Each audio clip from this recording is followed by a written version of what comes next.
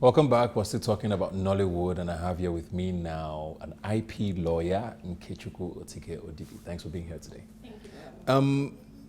Speaking about Nollywood now, and there's a lot of talk about piracy that still happens. I mean, it was a huge menace in the past when it was just strictly stayed to home videos and DVDs and all of that. Now, the cinemas have helped a bit, but I mean, it doesn't mean that it's gone away. How bad are things now? And would you say, because for the longest time it was termed as the biggest problem for the creative industry in Nigeria, is that still the case? It's still a very big problem, to be honest, because now a lot of money is invested into movies that are expected to go directly to cinema, but before these movies are in the cinema, someone in Alaba already has it. Yeah. And because nobody really knows where the holes are to plug them and how to plug them long term, yeah. So we still have the problem. Money is still leaking out. Why is it so hard to plug, though? Well, there are many tiny holes because what people assume is the problem is that before it gets to the cinema, or just as it's getting to the cinema staff, some of them are probably paid off, and they send movies down to their contacts in Alaba who mass produce it and then sell it off. So, how do you know who is responsible, and how do you stop them? Okay, so we talk piracy a lot, and everybody knows it's a problem, but the solution has never really been sort of effective, for want of a better word. You're an IP lawyer. If I came to you with my piracy issues, what are you going to tell me? Because people just believe nothing can be done. There are not enough laws to back up, cases. What happens when there's a piracy issue and I need to tackle it? Well, I wouldn't say there are not enough laws, to be honest, because there are laws. We have the Copyright Act. We actually have a copyright levy that allows you to pay a certain percentage of import fees to the Copyright Commission, which empowers them to then go after pirates. Okay. But this copyright levy is not enforced. So enforcement as usual is the problem. As always. So copyright levy is not enforced. No money is going to NCC. NCC doesn't have money to go after the pirates, and the police is not really interested because murder, piracy it's not it's not that serious for them. So there's no winning, you're saying?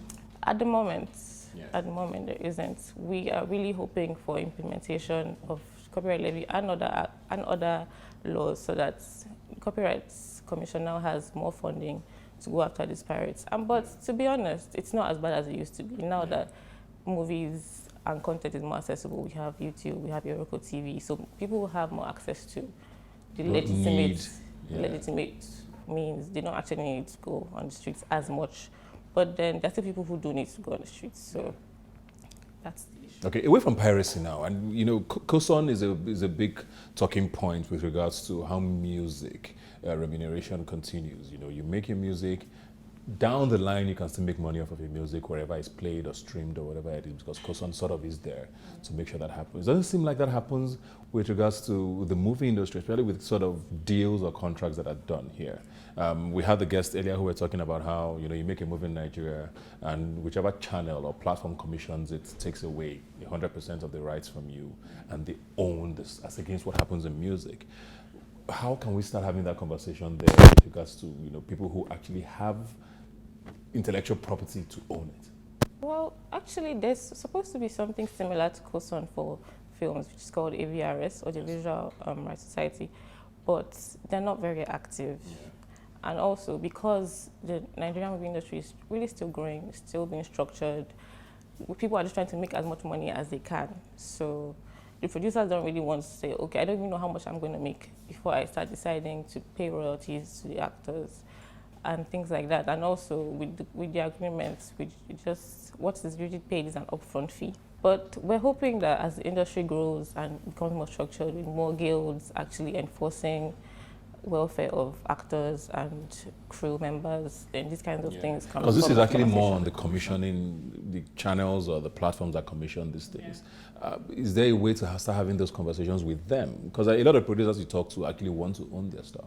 But if you go meet someone and say, okay, can I put this on your platform? They say, yes, but I'm going to own it. How do we start changing that? I don't know if is it an IP lawyer conversation? Is it a guild conversation, you think? I would think it would be a guild conversation, but everybody has a say in it. Yeah. So if the guilds are more active and saying, okay, we insist, but then how are they going to insist if some people are going to come out and say, oh, these people are insisting, no, but Just give me my I'm bulk not money. a part of them. So things like that.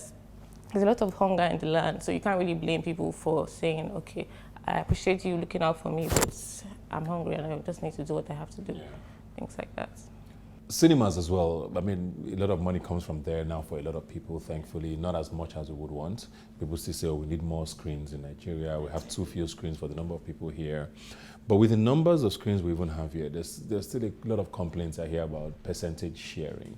You know, sometimes I hear 60-40, 40 being for the filmmaker. And you're wondering, why does this happen? Is it because a lot of these guilds are really divided. So you think that's where the issue is, where there's almost no sort of uniform voice fighting the fight? Well, that actually plays a big part of it, and you can't also completely blame the cinema because they are running a lot of funds just to keep these movies going, and the cinema screens are not always full, so they don't want to make losses. But really, if we had more active guilds, at least people would be able to push for better percentages. Yeah. Because it's not always 60-40, it kind of dwindles as the movie stays longer in the cinema. So the longer it's in the cinema, the more the filmmaker gets. Yeah. But then less people are coming to see it at that point in time. So guilds, yeah, definitely. But also, like with everything, just more money going around. What did music do right? Because it started like that with music. You'd have people who would produce albums, go to Alaba and sell it off, you know, and just take their money and go.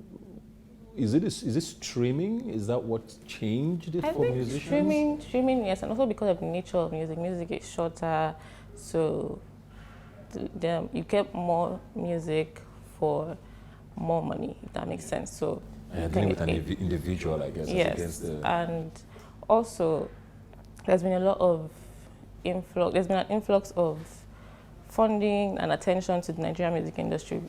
A while ago, they made it compulsory for radio stations to play a certain amount of Nigerian music. Yeah. We don't really have that as much with film. We still have a lot of international films coming to the cinema, and they are making more of the money because Avengers versus the Nigerian movie, things like that are happening. But Nigerian movies are still doing well, and I think they're going to do better in future. No, you're talking about the future now. What do you think the way forward is going to be? What do you think the conversations we'll be having in the next 3-5 years are? Because like I said with my previous guests, the streaming platforms are arriving. A lot of these people are arriving.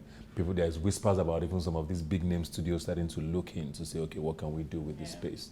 You know, how excited are you? Are you cautious? I'm excited and I'm a bit cautious, to be honest, because if these big names come in and we don't have our act together, we don't have anyone saying, okay, this is what we're going to do and this is what we're not going to settle for, then we will just end up being taken advantage of and just taking whatever we're given. But if we actually have our unions and our guilds set up by then, structured, the industry is structured by then it will be fantastic for Nollywood. It will be fantastic either way, but it will be better if the guilds are set up by then and active.